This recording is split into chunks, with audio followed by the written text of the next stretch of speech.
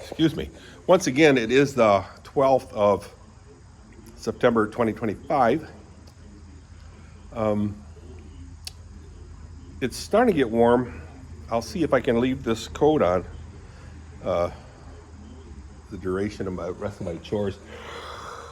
Hope you guys are all having a good day. It's a really, really nice day. I got a breeze going on. The leaves or the trees are changing colors. The leaves. I need to get my pool covered. Excuse me. $500 for it done professionally. But so I might just have that done and get advice on what else is the issues. We believe, Kathy and I believe we have a leak in the system somewhere. And Kathy called Scheidel. They're a super good group. They install pools and then maintain them. And he says, yes, there is a leak someplace because Kathy says we're getting DE, diatomaceous earth, inside the pool when she turns it on and then regurgitates it, back flushes it. And he says, yeah, it's a very common thing. You have an air leak someplace because water bubbles come through the spouts. He says, not a big job. It'll be costly, but we've had this pool here now for about 25 years, and we still have the same filtering system pumps. Well, the pump's been replaced several times, and we'll just have, last couple of 3 years ago, they said that thing needs to be replaced. They've had to patch it up quite a bit, a little bit anyway, enough that we really need to replace the filtering system, the pumps, the tanks, and also for 25 years, guys, what we have here is old technology. Now, again, it started out years ago. The pools all came with a sand filter. And then you just backflow it through there. Sand would filter it through. Then now they have what's called diatomaceous earth, which is like a powder small granules that gets trapped by a filter, fabric filter, whole bunch of sacks of netting or whatever, and then the diatomaceous earth gets trapped in there, and then the diatomaceous earth is what filters everything else, the fine, minute stuff. That's cool. And then we use chlorine to kill all the bacteria. Now, a good friend of mine in Florida has this set up. It's called a salt filter. I'm not sure how he filters, but he treats it with salt. So salt is sodium chloride. Chlorine. So somehow it breaks it down, the salt, into sodium and chlorine. And the chlorine, I think you might even be able to smell a little bit of chlorine. It breaks the salt up, the sodium, What is sodium? I don't know, some kind of inert element. I'll have to check that out, exactly how it works. Somehow it breaks it down, and you don't have to use any chemicals. The chlorine in the salt, and it's by demand. If it needs more chlorine in there, it breaks it down. All you do is put salt in there, like for water softeners. Don't quote me on any of this, but hey, I have a master's degree. I won't tell you in what, but so I'm an authority. Maybe not in pools, but I don't care. I've got chemistry in my background. Anyway, so that's what treats the water, keeps it from getting cloudy green with algae and everything else. And I think that's kind of cool. And his pool is crystal clear, like spring water clear. So yeah, maybe we go with that route. What do you guys think? Anybody out there that has salted, or salt treatment that you use for your pools? And let me know how it turns out. YouTube it, Dirk, because everything's on YouTube. Every answer, every question you got has answers on YouTube. And since it's on YouTube, it must be right. Anyway, oh, piece of twine. I keep my pants up with a piece of twine.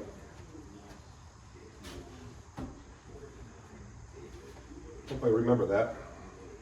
I put it there. Anyway, so that's the pool situation. We'll get that closed. Today, like I said, I hope to get some sweet mix for the horses, pellets. And I remember years ago, a girl by the name of Callie Matherly. Callie Matherly. It used to be Kelly Vergraff.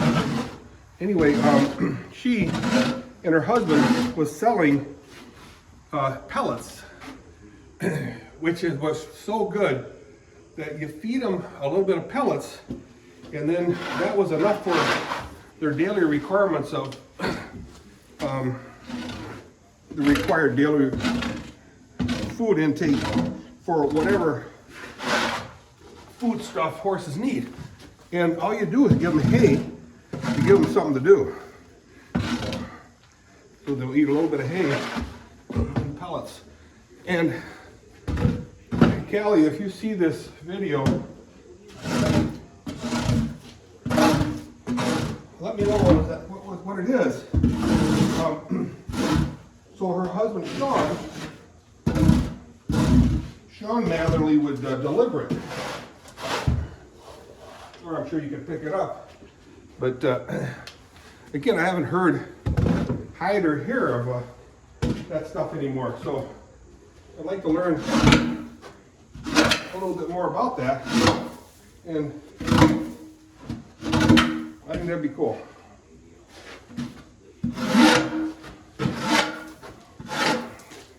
Get a hold of me, Callie. Let's see. Yeah, that would be nice. Just get a bunch of sacks of that and a little bit of hay, and we'll be golden. Yoo-hoo. What else is going on? Oh, yesterday I was going to work on those gardens, and at least get the bases of the gardens done. That didn't happen. Surprise! Let's set this right here for now.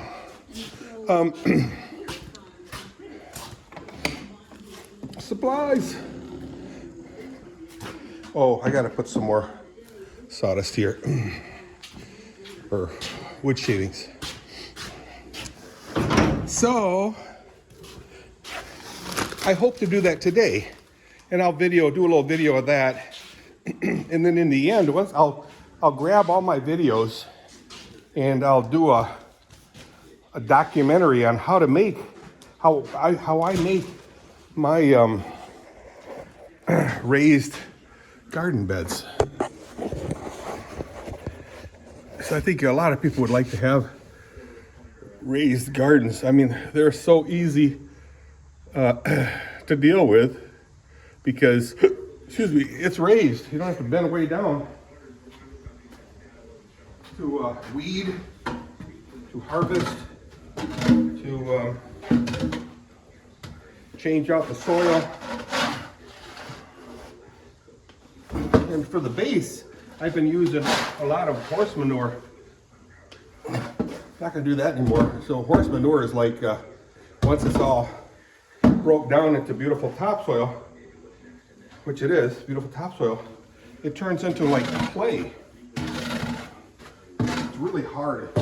When it dries, it turns into solid, like whatever. It's good for if you spray it or sprinkle it on your yard, then it stays in small clumps.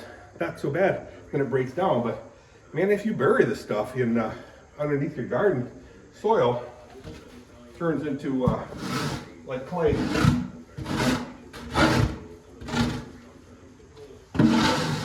And so I'll just slowly but surely I'll be transferring the topsoil around to different gardens, and then take out that horse manure, clay if you will, and just throw that in the yard, because we all know how much my grass is in need of topsoil. Ooh.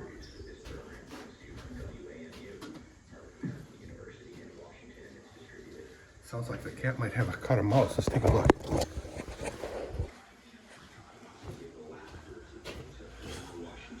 I heard some noise in here.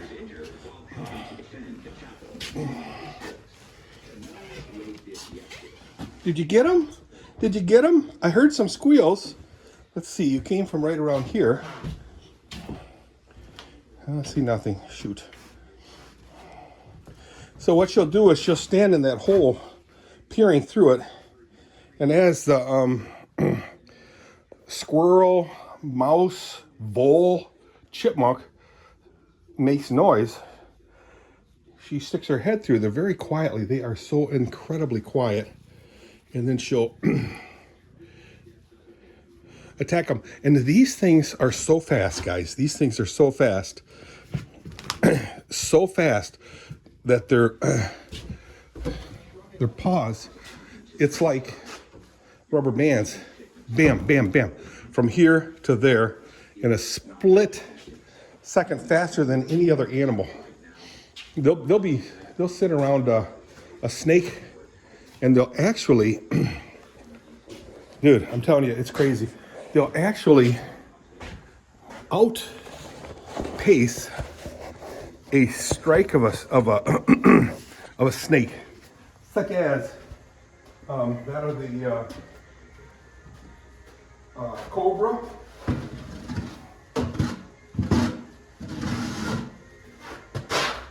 Cobra or a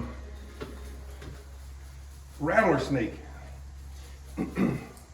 They're actually faster than them. So they'll be right next to a rattlesnake. Whoops. This will be the cat, this will be the snake. Right up next to them, this close, real time. And that snake will lurch forward. This cat will already have moved, and his paw already smacked the head of that snake. That quick. If you don't believe me, look it up. House cat versus a rattlesnake. And they'll slow it down for you. They'll do it real time and slow it down. And you'll be shocked. You'll be shocked how quickly the movement of a house cat. It's unbelievable. And it is on YouTube, so it's got to be real. It's got to be true. Oh, I'll show you something that Kathy would really love to see. And if I show her this, she'll never do horses again. She'll never help me in the barn. So this is my sawdust, or shavings. That's not a small wolf spider, guys. That's a big one. I put my hand near it, but it'll probably bite me and sting me. They do bite humans, but not enough venom to really bother you. Well, then stick your hand in there, Dirk. I'd rather not. I was thinking about putting my finger in there for a scale, but use your imagination. Oh. Ooh.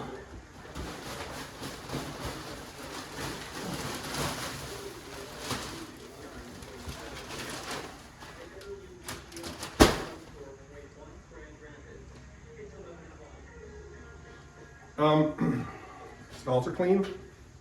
That's my stall cleaning dance. And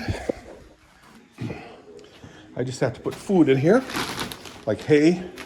And hay comes from right there.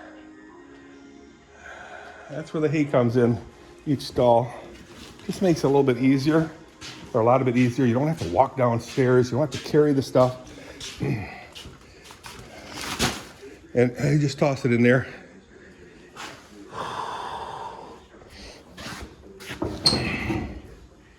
Let's take a look at the water.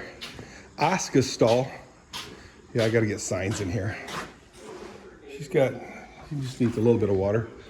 Lucia's stall. She hasn't touched her water in like a week. Now, I stuck my nose in that water, and it's not bad. So I don't know why she hasn't been drinking it. And I cleaned it before I put that water in there. Whitney's stall. Water's not too bad. I'll just top it off. So I'm gonna go toss hay down right now. Get that done. I didn't eat any breakfast today, guys, because lately I haven't been feeling very well, my stomach-wise. And when Kathy does make me a peanut butter jam toast, yesterday it was, excuse me.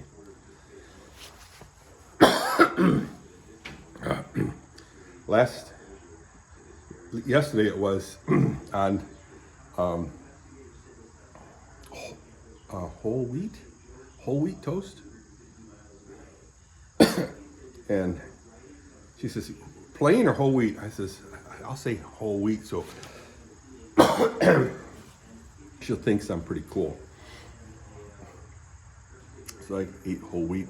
I don't know if that's what mucking up my stomach, but I think she's sitting on my chair, so I can't sit there.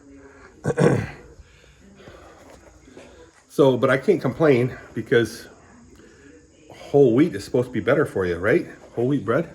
She says it is, so it must be true.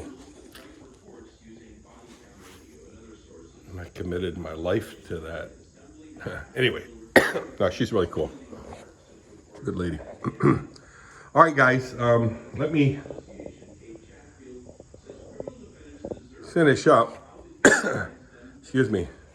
See, I can say stuff like this, because she doesn't watch my YouTube videos or my Facebook for that. Excuse me. I'll see ya. Bye.